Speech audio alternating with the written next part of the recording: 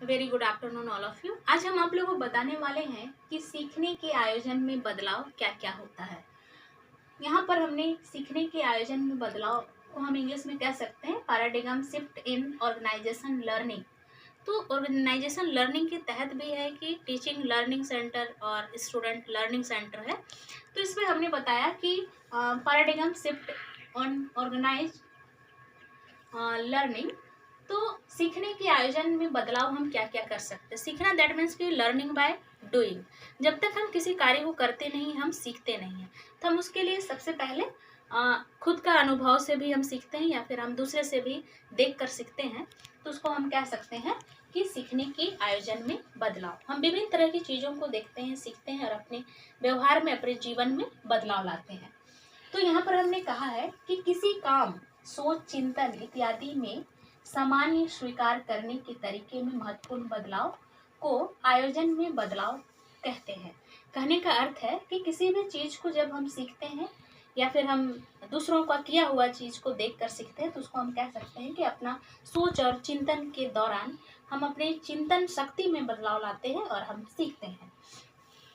उसके साथ यहाँ हमने कहा है कि यह पारंपरिक उपागम है जिसमें शिक्षक व्याख्याता की भूमिका होता है कि वह शिक्षार्थी को जानकारी प्रस्तुत करता है और प्रस्तुत किए जा रहे ज्ञान को निष्क्रिय रूप से शिक्षार्थी जो है वो प्राप्त करता है।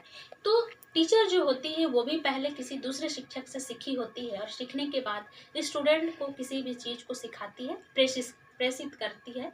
तो उसको विद्यार्थी जो है कि निष्क्रिय रूप से वो सीखता है और उसको प्राप्त करता है। तो उसको हम कह सकते हैं कि सीखने के आयोजन में बदलाव। बदलाव हम तभी लाते हैं और कहा भी गया है कि शिक्षण अधिगम के दौरान जब स्टूडेंट जो है जब शिक्षित हो जाता है तो वो अपने बिहेवियर में धीरे धीरे परिवर्तन लाने लगता है। तो उसको हम कह सकते हैं कि सीखने के आयोजन में बदलाव। नेक्स्ट जो है कि यहाँ पर शिक्षक केंद्रित जो अधिगम है उसी कुछ विशेषताएं हमने बताई है।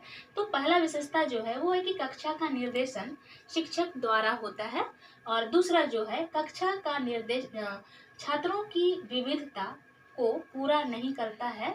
नेक्स्ट है कि शिक्षण शैली और विद्यार्थी की अधिगम शैली के बीच तालमेल नहीं होता है। नेक्स्ट जो है विशेषता वो है शांत कक्षा और नेक्स्ट विशेषता जो है प्राप्त सूचना को याद करना, लिमिटेड लर्निंग। नेक्स्ट है अधिगम प्रक्रिया में छात्रों का निष्क्रिय होना। तो पहला विशेषता हमने कहा कि कक्षा का जो निर्देशन है वो शिक्षक द्वारा होता है। तो जब भी इस टीचर जो है जब भी स्टूडेंट को पढ़ाने के लिए जब वो जाती है तो वो निर्देशन जो है कि वो कौन देता है, वो टीचर देती है।